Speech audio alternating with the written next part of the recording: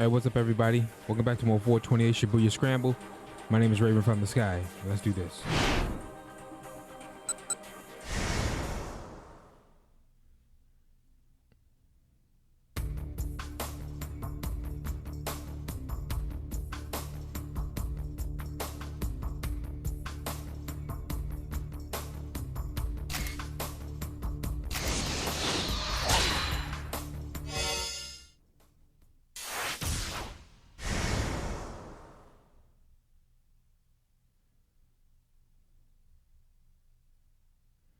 It was 6 o'clock p.m.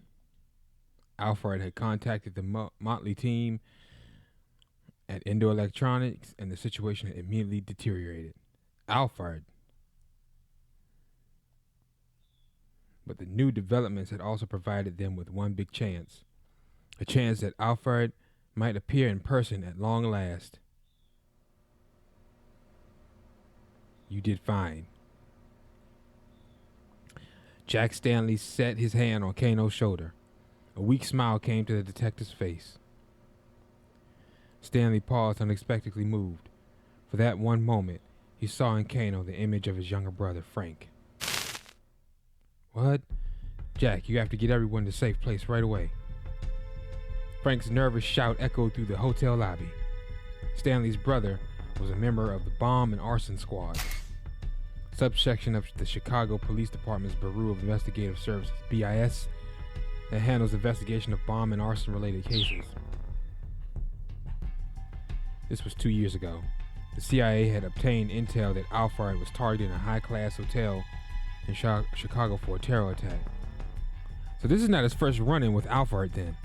Stanley and his team had searched the hotel interior and had discovered the bomb set inside a large planter. When Frank arrived at the scene and saw the explosive, his expression grew grim. The detonation trigger is set in the worst possible place. It's going to be a bastard to remove it. In that case, you need to get out of here too, Frank, Stanley said. No, I need to make sure I can figure out how this thing is set up so the disposal unit knows what to do when they get here. I'll be alright. Look, you can possibly see it from back there. Stanley could indeed see the small explosive from where he stood. It was held in place by several screws. The timer had just ticked down the past 30-minute mark. There's plenty of time left for the disposal guys to get here. Jack, I need you to help finish evacuating the building. There are a lot of people who haven't gotten out yet, but... Stanley hesitated. From a cold and logical perspective, Frank was right. He had a job to do, and if Stanley listened to his personal feelings and tried to usher his brother out of there, a lot of innocent people might die. Alright, he said.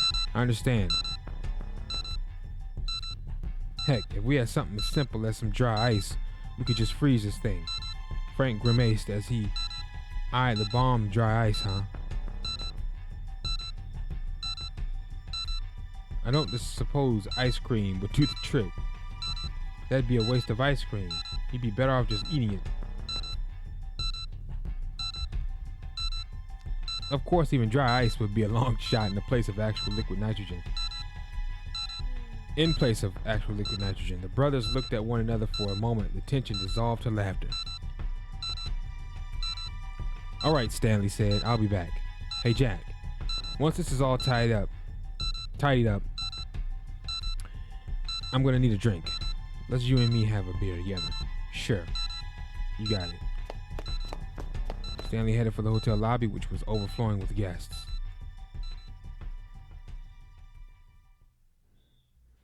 You made the right choice here. Stanley gave Kano a thump on the back, and the detective cracked a tiny grin. What about my choices, though? Debating his own next move, Stanley stepped away from the others, took out his cell phone. He made a call to his superior, Gordon.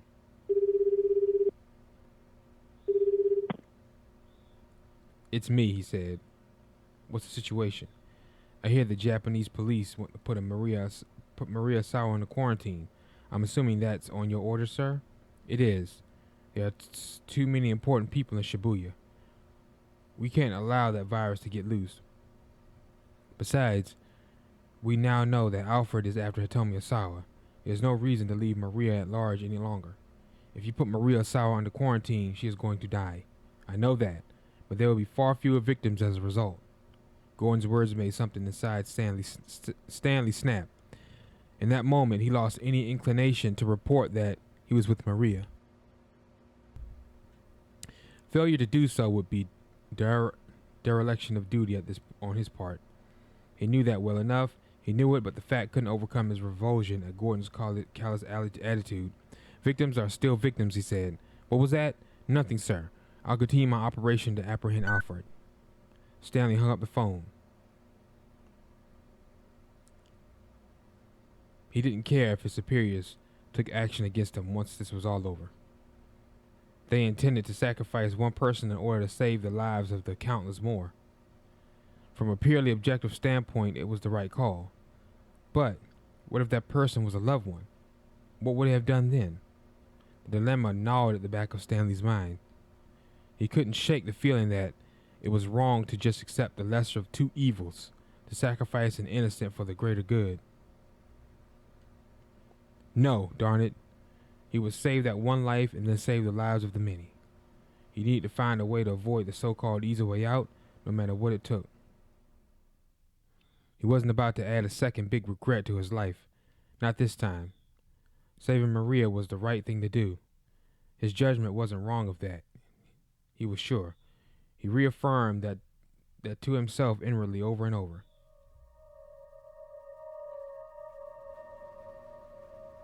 Kano was watching Tateno prepare to depart.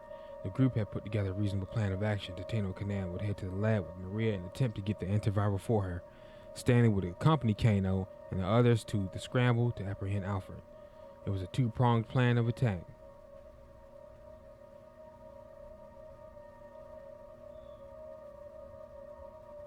Still, could they really count on things going on smoothly as Kanan had suggested? Stanley thought back on her earlier words. Once Alfred has made contact with Hitomi, call my cell phone. I have plenty of information Alfred might want to bargain for. I can negotiate with him directly. That meant that getting the password hinged on whatever deal they struck. That sort of things might Alfred request in exchange. Stanley cast a thoughtful look at Kanan. She was helping Tateno carry Maria out of the room. Stanley doubted she'd answer if he'd asked just what her bargaining chips were. He held his tongue, watching as she left with the others. Whatever else happened, she needed to focus on capturing Alfred. He glanced at the monitor displays in the workroom. The disembodied sound of Alfred's voice from earlier. I will appear at the rendezvous in person. After all, it wouldn't do for the star of the show to miss the final curtain. Okay, we saw this. He's just going to ask Daisuke to turn on everything.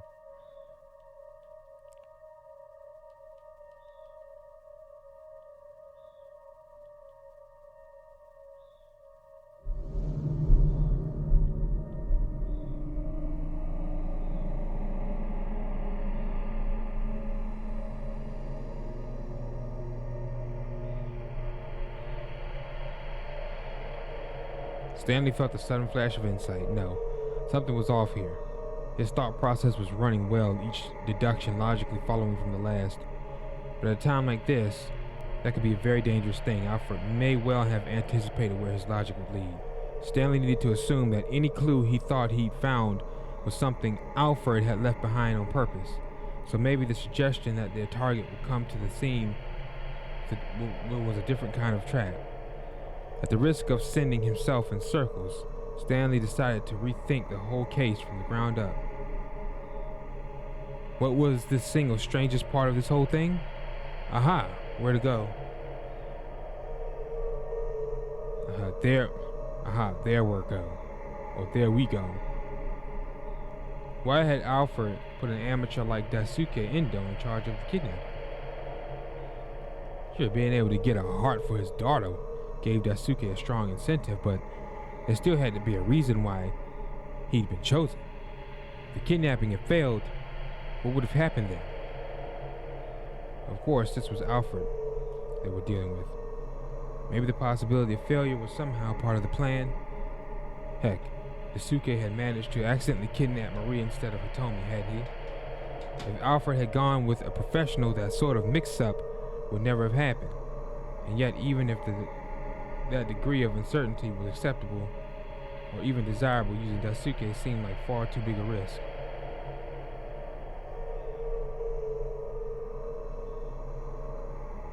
There must be some other motive for bringing in Daisuke into the plan. Of course, advantage. Using Daisuke must have provided some important advantage that outweighed his flaws. It was the only thing that made sense, which meant the reason Alfred had Daisuke carry out the kidnapping was to create an alibi, to keep his true identity secret,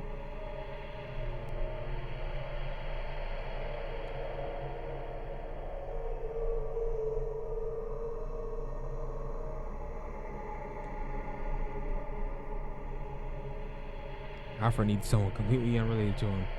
A stooge like Daisuke who, even if they were arrested, wouldn't be able to lead the way back to the mastermind. Was that? No. The fact that was that as soon as Daisuke was caught, he'd spilled everything about the organ trafficking. That was a predictable weakness that Alfred must have anticipated, so why had Daisuke been chosen? Shoot. If Maria had been mistaken for Hitomi in the first place, the situation wouldn't have become nearly so complicated. That was the thing that really made him wonder. Daisuke may have been an amateur, but would he really have made such a rudimentary mistake when his daughter's life was on the... And he decided to take it up with the man himself. Mr. Endo, let me ask you something. Did you know Hitomi had a twin sister before the kidnapping? I didn't know. So when did you find out? After I had Maria kidnapped. The organ trafficker took one look at her and said I had the wrong girl. Said I was supposed to have abducted the younger one. He never mentioned Hitomi having a twin before this all started, no. If I had known, I'd have been a lot more careful. Alfred had certainly known that Asawa girls were twins. But despite the added risks, that fact implied that he hadn't told Daisuke.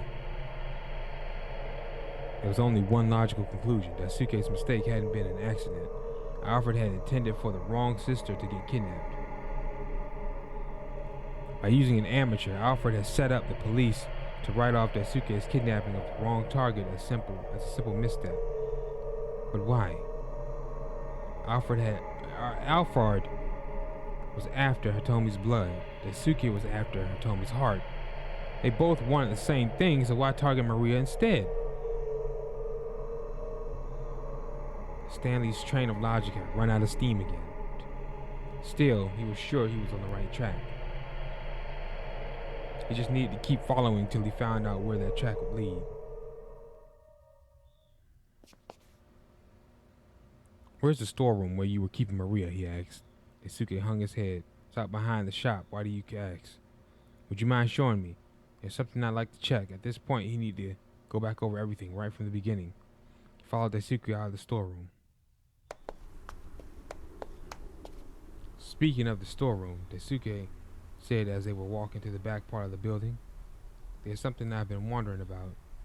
Just how did Maria manage to escape in the first place? You're certain you locked her in? Stanley asked. Daisuke nodded.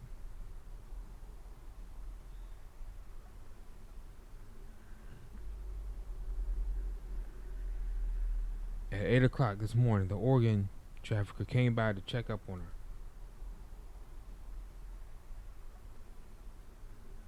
I made sure to lock the place back up after he left. I see. That visit must have been when Maria was injected with the UA virus. It makes sense, based on our working timeline of when we expect her to go symptomatic. When they got to the storeroom, they spotted a padlock that held it shut, lying broken on the ground. Daisuke picked it up, then opened the storeroom door.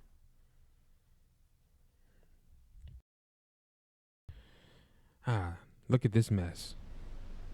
It was obvious immediately that the merchandise had been stolen. I doubt Maria did this, Daisuke said. Maybe some thieves broke in? He made a quick inspection, assessing what had been taken.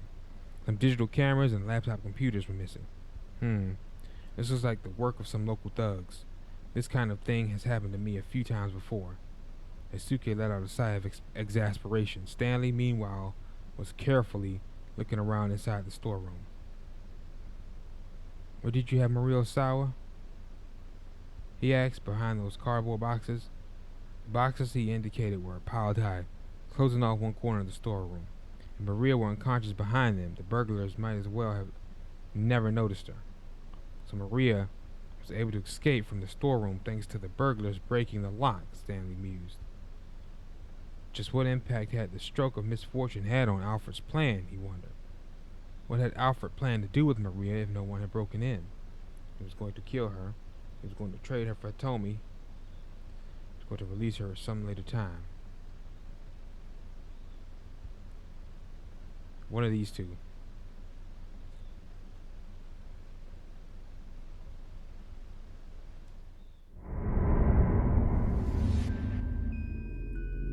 It certainly seemed reasonable enough. He needed to kidnap Maria in order to infect her with the virus first and foremost, and she indeed had been injected with it at 8 o'clock that morning.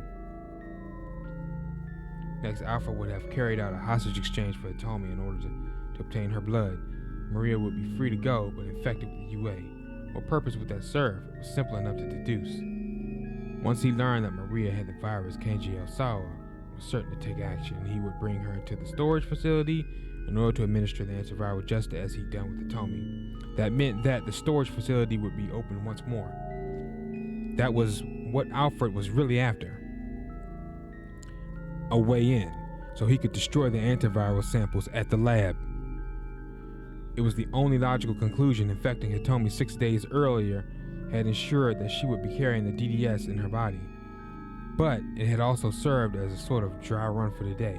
If it turned out that Osawa wasn't able to access the antiviral storage on his own, the entire plan would fall apart. Hitomi had been a test case in order to make sure. The negotiations at the Scramble were almost certainly a smokescreen. Alfred wanted to lure Stanley, the others, to the Scramble in order to clear the way for an assault on the lab in the meantime. The first order of business was to stop him from getting inside. But how? Should Stanley leave the stakeout at the Scramble for Kano and the others while he headed to the lab himself? He couldn't decide that alone. He headed back to the shop with Daisuke. Keep out!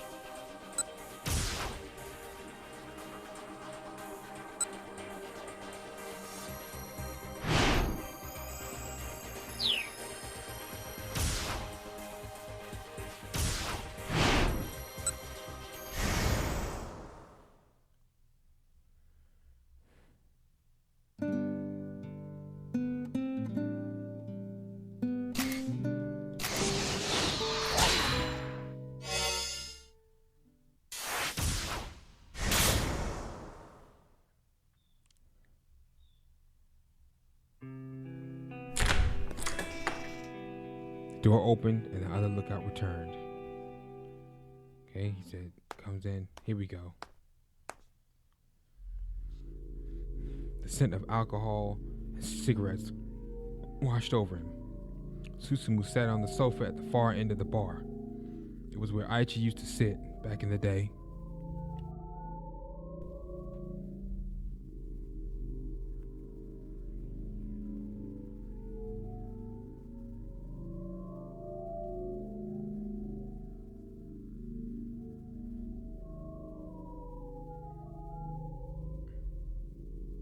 What do you want? Susumu asked immediately.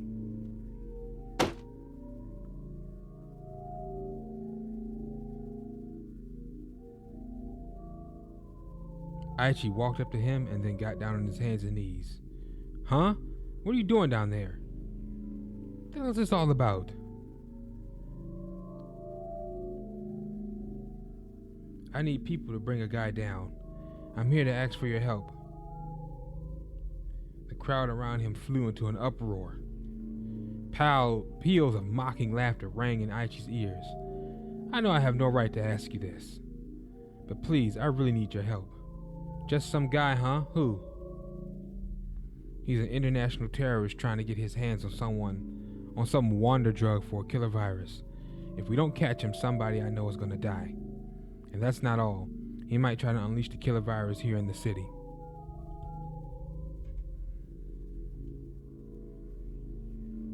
Susumu burst out laughing. This some kind of joke? You alright in the head there, Aichi? The other gang members followed his lead, unleashing another storm of mockery. The laughter continued for quite some time. Finally, Aichi had had enough. Shut your mouths. Aichi said nothing. He gritted his teeth and stared at Susumu.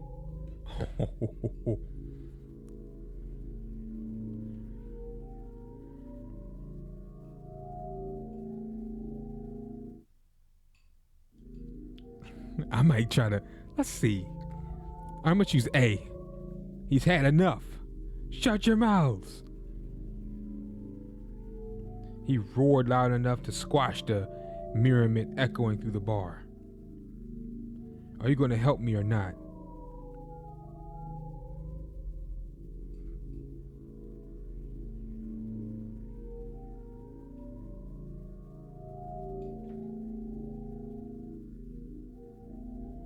Just give me your answer. He stared Susumu right in the eye.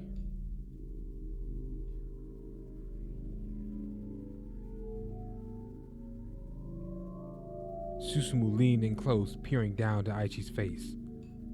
Is that how you go about asking someone a favor? Susumu growled menacingly.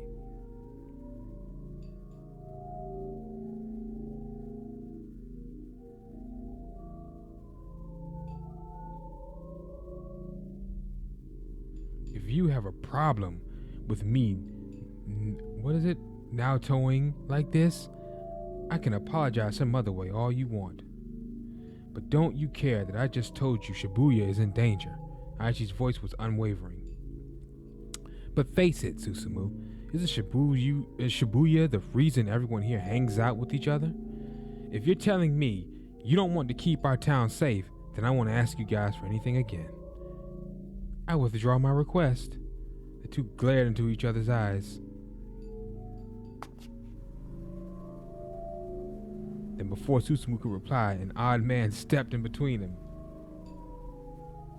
But it's already in. Nah, it's already in. Sounds like you've got interviews in mind. Let me hear it too. You again? Didn't you already get your interview? I think Grovel's here. Might be telling the truth. The newcomer's face was all serious. It lines up with the information I have.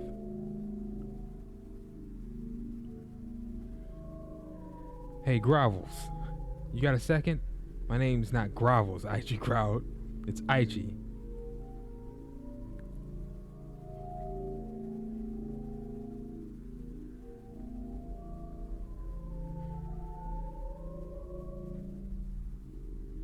I'm Minoru Minokawa, magazine reporter. And I know a bit about that stuff you were saying just now. The killer virus you mentioned is called the UA virus.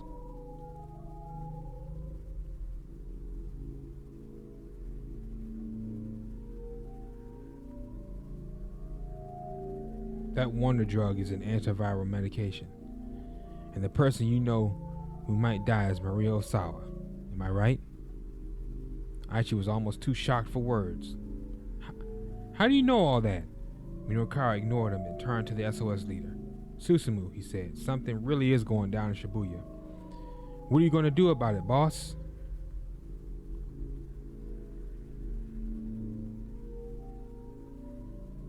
Susumu bit his lip. He looked pretty conflicted. Sounds good to me, someone called out. Let's give him a hand.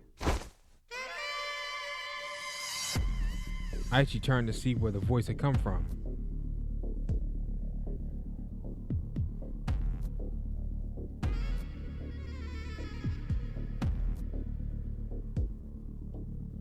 It was Kiryu. You shut up, Susumu said with a glare. Break out of your rut, old man, Kiryu sneered. Aichi here is right. Isn't keeping our beloved Shibuya safe what SOS does?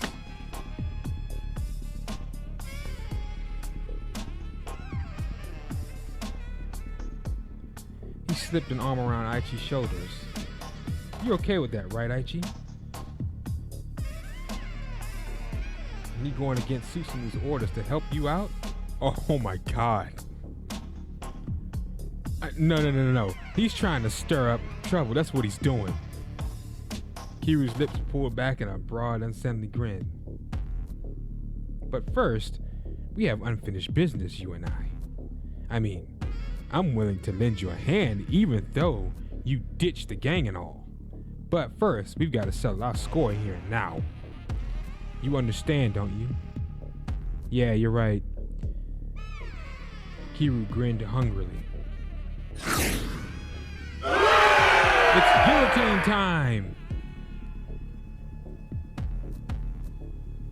A bunch of the gang members started up an eager clamor at Kiryu's pronouncement.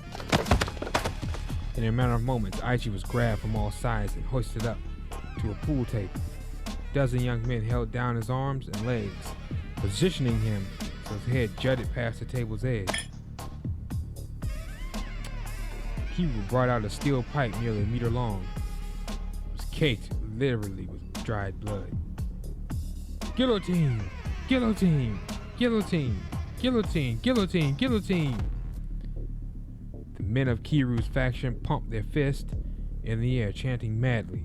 Kiryu licked his lips as if drunk off their cheers. Glancing to one side, Aichi saw Minokawa speaking emphatically to Susumu. It looked like the reporter was trying to talk some sense into the SOS leader.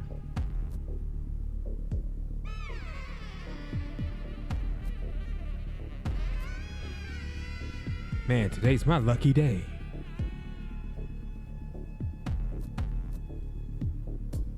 I get to take the head of SOS's original head. Aichi twists his neck to peer up at him. Man, what point is there in taking my head right now? Oh, my. You don't get it, do you?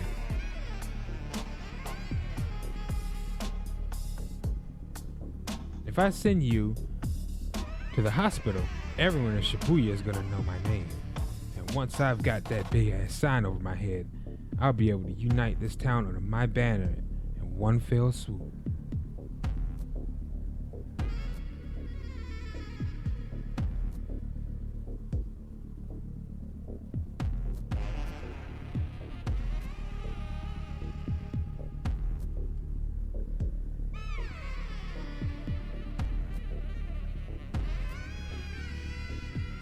Kiryu's eyes were crazed and bloodshot.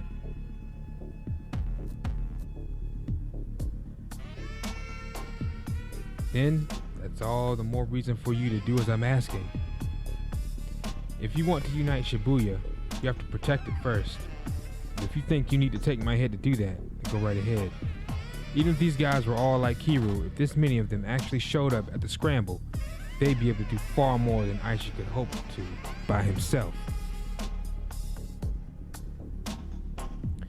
The ultimate goal was to capture Alphard. Aichi didn't care how they made that happen. He was just sorry he wouldn't get to see it through to protect Hitomi to the very end. Okay then, Kiryu berated. The gloves are coming off. Go on, do it. Aichi braced himself. Aichi balked at one last second. No, wait, hold on.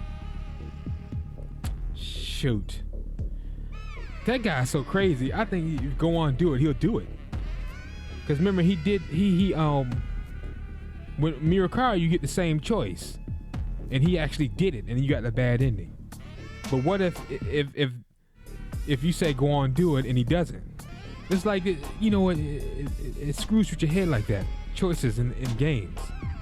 But what if I choose go on and do it, and he doesn't. I get the bad ending. And then gotta come all the way back and redo the dialogue. Aichi balked at the last second. No, wait, hold on. Let's try the last second. Cause he's so crazy. Like I said with Minoru, you get the same choice. I think it's the 1700 block, 16 or 1700 block. And you say, go on, do it then. And he actually does it. Aichi balked at the last second and wait, hold on, but it was too late. Cairo raised the steel pipe high above his head. Then, before he brought it down, he flicked the tip of his tongue from his mouth like a snake. Are you kidding me? Dumbass, as if I'd ever help out a bitch like you. It was no use. He'd never be able to dodge in time. I know, because he's being held down. You'd only just move like an inch. Aichi's limbs were pinned down with too much force for him to have any hope of avoiding what was to come.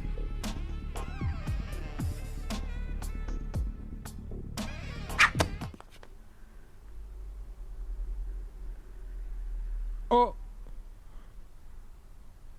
But the steel pipe never struck home.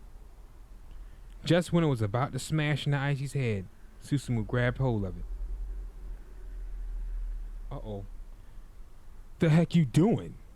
Enough of this crap, Kiru. Susumu yanked the pipe from Kiru's grasp and tossed it to the floor.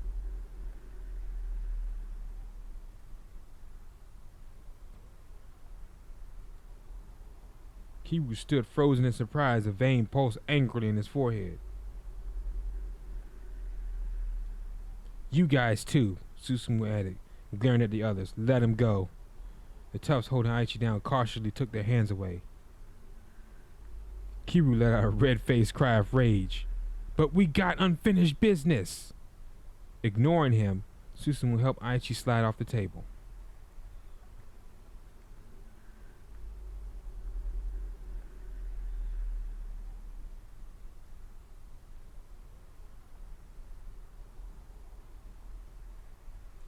Every man gets to make one request in his life that cannot be denied.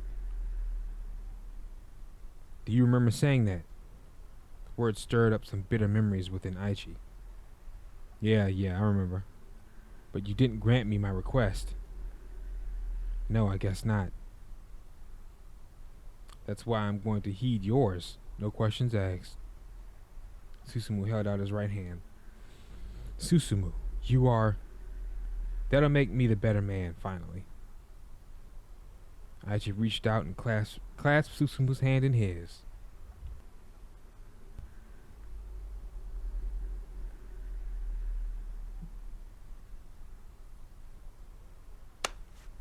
Yeah.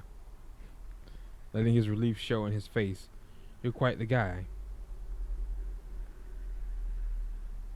Susumu cracked a tiny grin. It was the sort of smile Aichi had seen all the time back when he'd run with SOS. Oh! Suddenly Susumu staggered and dropped to the floor, falling too fast even to cry out. Oh my god. Kuru had snatched the steel pipe back from the I had a feeling. I told you. Striking Susumu from behind once his back was turned. This dude, man. To heck with this. He howled like a madman. SOS doesn't belong to you guys. Not anymore. I won't allow it. Aichi didn't flinch.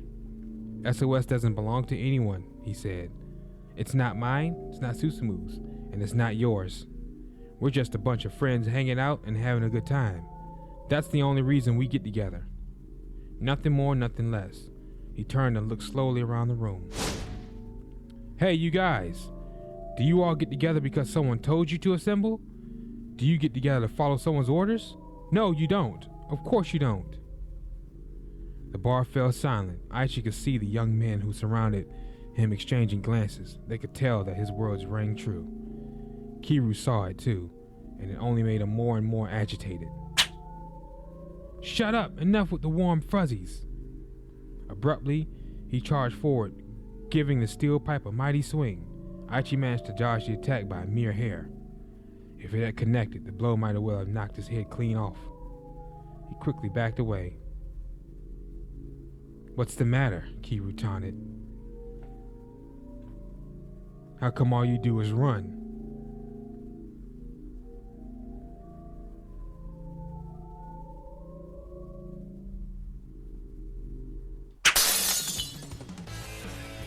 The pipe crashed down to the bar top.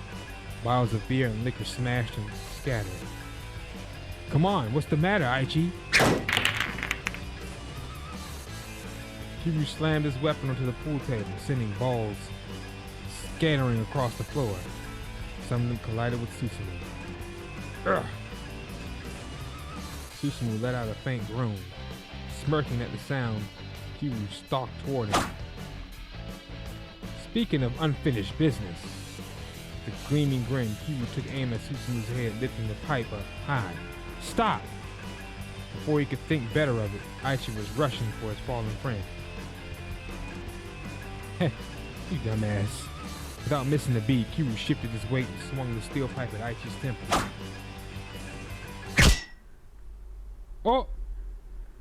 Aichi responded with a fast high kick with his right leg. The steel pipe connected hard with his shin, but it was Kiru who went reeling off balance. Hiya! Aichi pivoted, put all his might into a straight right to Kiru's jaw. The blow struck home. Kiru's head snapped back and crumpled to the floor. There was a momentary hush of indrawn breath. Then the bar erupted in a wild clamor that practically shook the whole building. All eyes were fixed on Aichi, marveling at what they had just seen go down.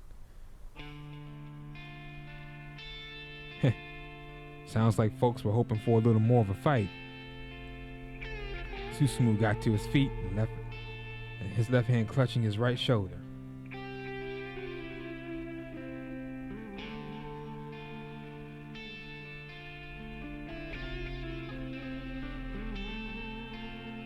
You alright? Aichi asked. Mostly. Guess my shoulder took the brunt of the blow. The gang members from Kiru's faction rushed to their unconscious leader's side. Aichi shot them a steel glare. They gathered up Kiru and dragged him out of the bar. I didn't go too far here, did I? Aichi asked Susumu. Is this gonna cause trouble for you? No. I figured Kiru would pull something like this eventually.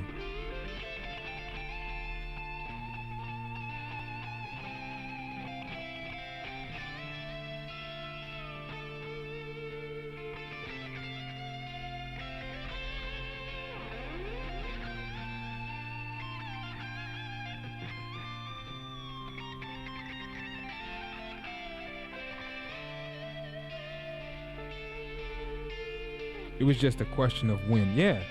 So he'd been on to him. See, that's a smart leader. You need to be on to people like that. It's not like, oh my God, I can't believe he would do this. Oh, it's like you got to pay attention. He said he knew he would pull something like this eventually. It was just a question of when. Yep. So he was on to him probably since he first joined. Somebody like that, he knew he'd try to stab you in the back and take your position. Right. I'm sure he's gonna go gather up his own bunch after this. We'll probably wind up butting heads again. Susumu didn't sound especially eager for that fight, but he didn't sound especially afraid of it either. Aichi was still worried about a few things, but his friend had clearly grown as a leader. Anyhow, back to that story about you needing some manpower.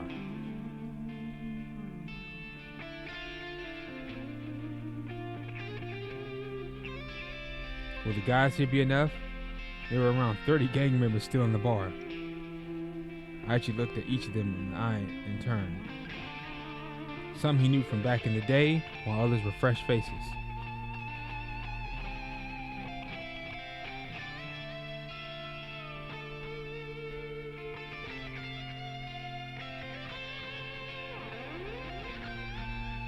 I was born and raised in this town.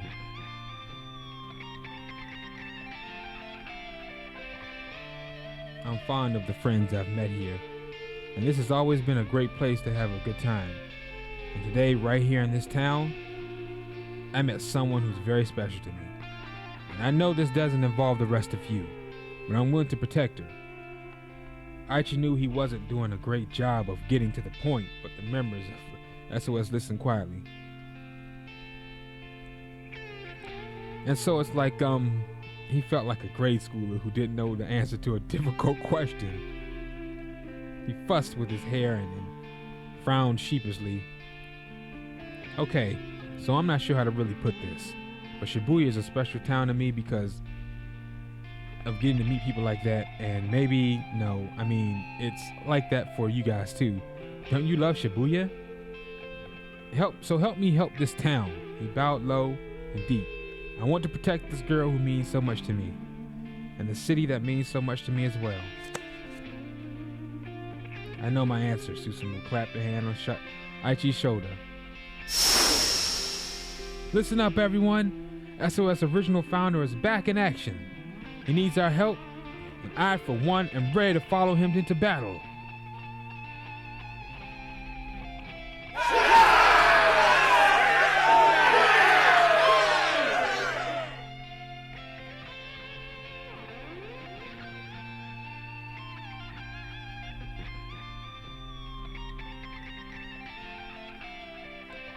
What do you say? Susumu's people let out a hearty cheer.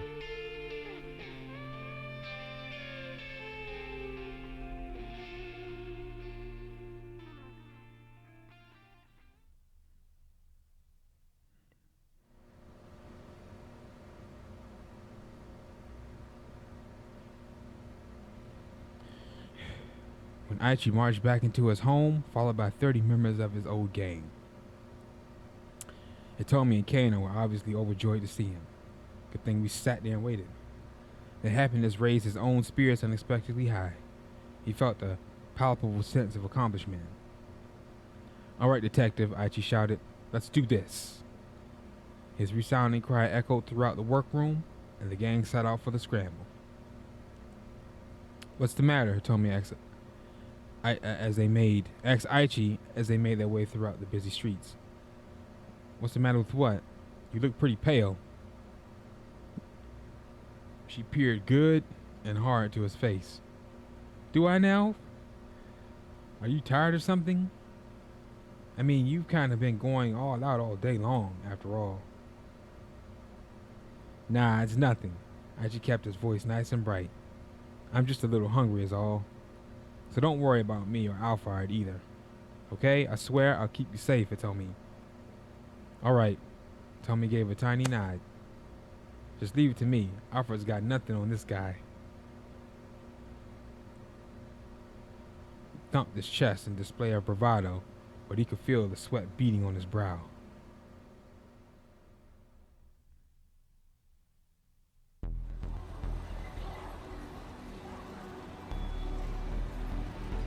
When they reached the scramble, Aichi took his place at the location specified by the battle plan Kano had drawn up.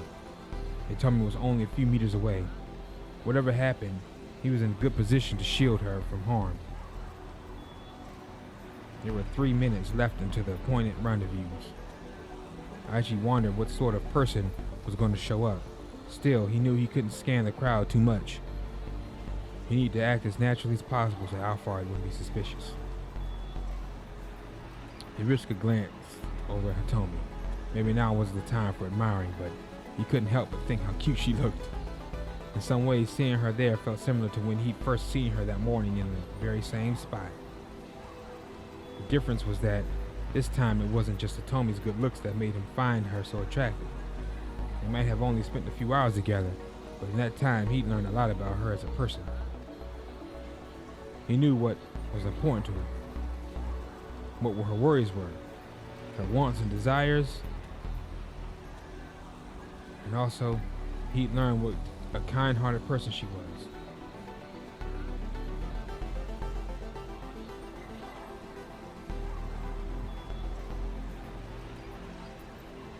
Aichi recalled what had happened back in the workroom. Even though her own life had been in danger all day, Hitomi had shed tears for his father and his sister. She really understood people's grief and suffering.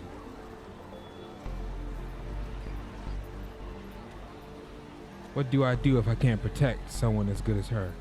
Aichi muttered under his breath, clutching his right leg. His shin was throbbing wickedly where the pipe had smashed against it. He'd been okay walking so far, but any intense fighting, and the leg might just give out.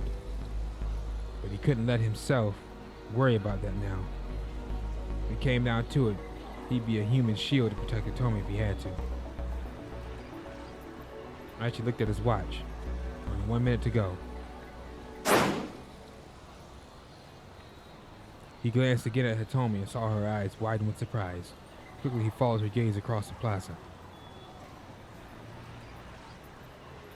He spotted a tall white man approaching.